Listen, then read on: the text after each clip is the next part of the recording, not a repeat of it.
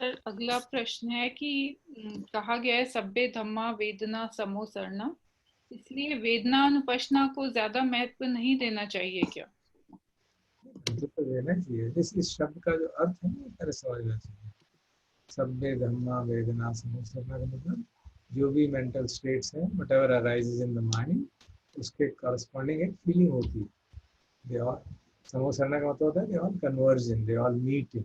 So all mental states produce a feeling. Of course they will produce a feeling. जब भी मन में कुछ जागेगा तो फीलिंग होगी। हम जानते हैं कि जब हम कुछ, जो हमने इतनी बार चर्चा की है इसके बारे में, जैसे आंख से आपने कुछ देखा, चक्षु विज्ञान जागा, तीनों का संघर्ष जो संगीति है उसको हस्त कहते हैं। हस्त पद से आप वेदना, कॉन्टेक्ट होगा तो वेदना होगी। जब तक आप निरोध की समापत्ति में नहीं है, वेदना निरोध की संगति में नहीं है, विज्ञान निरोध की संगति में नहीं है, तब तक तो ये होता ही रहेगा। डेफिनेटली वेदना तो जागेगी। बट इट डजंट मीन कि बाकी चीजें हमको देखनी नहीं चाहिए।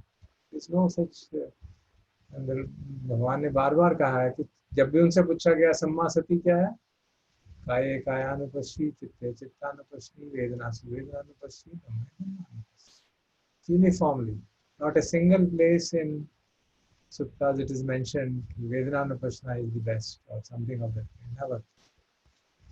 तो ये कहना कि वेदना ही सब कुछ हो जाएगा, वो भगवान की शिक्षा के अनुरूप नहीं।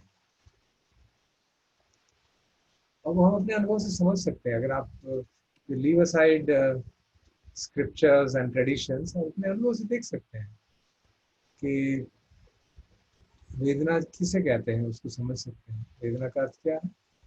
हस्त पच्चय वेदना। जब भी इंद्रियों पे स्पर्श होगा तो वेदना जागेगी। आंख से कुछ रूप देखा, वो सुंदर लगा तो प्रिय वेदना लगी। अगली चीज देख ली तो प्रिय वेदना लगी। आप कूड़े के ढेर से पास हो रहे हैं, बदबू आ रही है तो अप्रिय वेदना हो रही है। एक किसी ने सेंट लगा रखा है, आप सूंघ रहे हैं तो प्रिय वेदना हो रही है। तो वो वेदना है। इसको अगर आप समय पर रहते जान देंगे तो उसके प्रति प्रतिक्रिया नहीं करेंगे तो वेदना पश्चात नहीं होगा। Clearly that is very important. वेदना को जान रहे हैं तो उसके प्रति तृष्णा नहीं जगाएंगे तो हमारा चित्त जो है उसमें वो कोई भी विकास जाएगा ही नहीं। Story will stop there. चित्त शुद्ध रहेगा।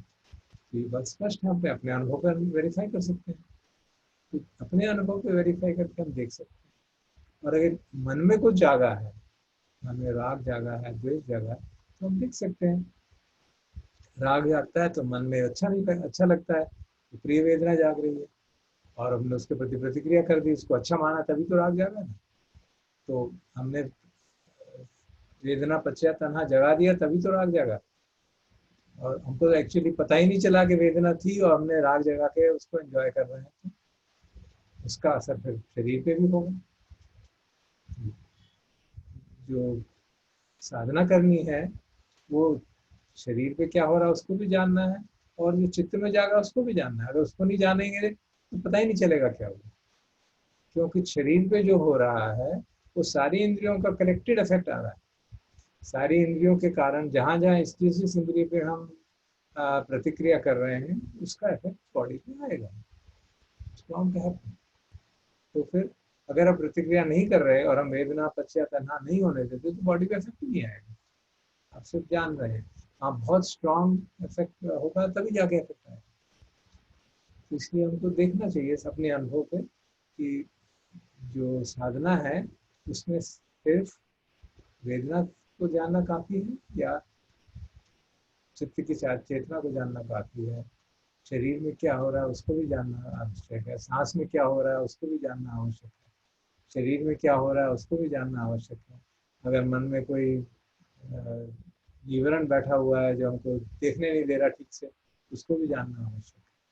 तो यह कॉम्प्रिहेंसिव है। तभी हम कहते हैं ओपन अवेयरनेस में you don't focus on anything, you keep your mind open to all six senses।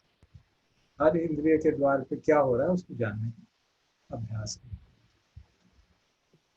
Sir इसमें जहाँ पे ये एक अजम्पशन चलती है कि वेदनानुपश्ना के अंदर इम्प्लिसिटी है बाकी तीनों, Is that so? आप अपने अनुभव पे करके देख लीजिए, उसमें मुझसे क्या पूछना। आप मन में जो भाव जागते हैं उसको मत देखिए, और शरीर को देखते रहिए और पता चल जाएगा। आप कोई चीजें वॉक पे जा रहे हैं, you see beautiful things, you see other things, and you keep on creating craving aversion, craving aversion. आप उसके खड़े नहीं है, क्रेविंग अवर्शन होता रहेगा, बढ़ता जाएगा, बढ़ता जाएगा।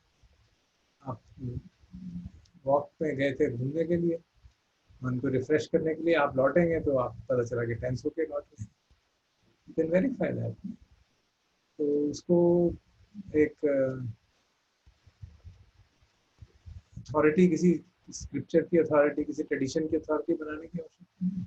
और ये बात कहीं नहीं लिखी गई कि आप सिर्फ वेदनानुपश्ना करेंगे, तो ये कहीं नहीं है, मैंने तो कहीं नहीं पढ़ी। अगर किसी ने पढ़ी हो तो बताएं। It's never mentioned anywhere। आप सिर्फ वेदना को देखेंगे तो बाकी सारी चीजें भी अपने आप हो जाएंगी। मेरे अपने अनुभव में नहीं है। तो हालांकि मैं by nature I used to observe things also, other things also. Sir इसको आगे बढ़ाते हुए एक बात और क्लियर कर दें यदि आपकी, क्या ऐसा इवन पॉसिबल है कि सिर्फ वेदना ही जागे, बाकी तीनों जो चीजें उत्पन्न हो रही हैं, कायानुपश्ना यानी काया पे कुछ खटपट होना या चित्त पे कुछ जागना या धम्म पे कुछ जागना, वो होगा ही नहीं और केवल एक वेदना ही अपने आप में आइसोलेटेड वे में जाग सकती है? Is that even possible? जब हम दिट्ठे दिट्ठे मत्तम भविष्यति, अगर आप उस लेवल पे साधना कर रहे हैं, देखने में सिर्फ देखना है, तो चक्षु विज्ञान जागा, ज्ञान से कोई इफेक्ट नहीं होगा। वेदना जागी और आपने उसको देख लिया, कोई प्रतिक्रिया नहीं की, कोई इसके प्रति तादात्म्य भाव नहीं जागा, मैं देख रहा हूँ ये भाव भी नहीं जागा। बहुत बड़ी बात है, छोटी बात नहीं। मैं देख रहा हूँ ये भाव भी नहीं जागा, देखा जा रहा है और आप बिल्कुल न्यूट्रल है उसके प्रति। उसको अच्छा, जो देखा है वो सुंदर है नहीं है, कोई इवेल्युएशन नहीं है, तो वेदना पे सारी चीजें रुक जाएंगी। तो जो चक्षु संपस्सजा वेदना, वो वहां पे रुक गई। काया पे कुछ हुआ, काय संपस्सजा वेदना, वहीं पे रुक गई। तो वो साधना की इतनी ऊंचाई पे कि आपका चित्त इतना समाहित है, आपकी प्रज्ञा इतनी पुष्ट है कि आपको बिल्कुल क्लियर है, संसार के प्रति निविदा भाव इतना ज्यादा हो चुका है, कोई संसार की चीज आपको अट्रैक्ट नहीं करती। आप सुंदर से सुंदर म्यूजिक सुन लीजिए, ब्यूटीफुल म्यूजिक सुन लीजिए, ब्यूटीफुल चीज देख लीजिए, खाना खा लीजिए बहुत ही स्वादिष्ट, आपको कोई उससे जो है जो टेस्ट है उसके प्रति वेदना हो नहीं जाती, तो आप सिर्फ वेदना को रोक सकते हैं। और a person of that kind is almost an arahant. Like this he will become an arahant। हम बाह्य सूत्र में जैसे पढ़ते हैं, या मालिन्य पुख्ता में एक और सूत्र, उसमें भी ये बात आती है कि अभ्यास क्या करना है, यही अभ्यास करना है कि देखने में देखना हो, वहीं पर रुक जाए, देखना। That's a pretty advanced stage of meditation। उसके पीछे पूरा हमारा प्रज्ञा का इतना पुष्ट होना है कि हमारा संसार के प्रति सारा एन्चैंटमेंट खत्म हो गया है। Nothing can enchant us in the world. So you have to check, क्या सच है क्या ऐसा, तो वेरीफाई कर सकते हैं, पता चल जाता है। आप तो अभी तो घूम नहीं सकते, आप एक series of films you can put on your TV and see how they influence your mind। That's मैं अपने जब माइंडफुलनेस की एक्सरसाइज करता था जो डिटेल में, तो हम पिक्चर्स दिखा देते हैं, 100 पिक्चर्स, फोटोज, आप उनको एक एक करके वो पावर प्लान शो बना के उसको देखते रहिए और देखिए मन में क्या होता है। इस पिक्चर को देख के आप कोई वायलेंट पिक्चर देख रहे हैं, कोई सेक्सुअली अराउजिंग पिक्चर देख रहे हैं, कोई सुंदरता देख रहे हैं, कोई गंदगी देख रहे हैं। Let those all scan through your eyes and see whether it creates an effect or not। You listen to music of various kind and see whether it creates an effect or not। So you have to be so mindful। आपको पता चल जाएगा कि हाँ, सिर्फ वेदना नहीं होती, प्रतिक्रिया हो जाती है और फिर शरीर का सारी चीजें गड़बड़ हो जाती है। The moment there is a reaction, there is a mental state, then there will be effect on the body, depending on the reaction, तो फिर you'll have a whole kind of potpourri of things. तो I think सभी को ये clarity तो आ गई होगी कि हम अपने आप को इवैल्यूएट कर सकते हैं कि हम कहाँ पे हैं और सिर्फ वेदना अनुपश्ना हमारे लिए इनफ है। अनुभव पे देख सकते, we should verify on our own experience. Experiment करके देखना चाहिए। जैसे मैंने सुझाव दिया, आप एक पावर पॉइंट शो बना लीजिए जिसमें वैरायटी ऑफ फोटोग्राफ्स लगा दिए। मैंने बनाए हुए थे, आई कैन शेयर, जिसमें कि 30-40 फोटो हैं, वो अलग अलग तरह की हैं। and you look at them and then you see they produce immediately, they'll produce an effect.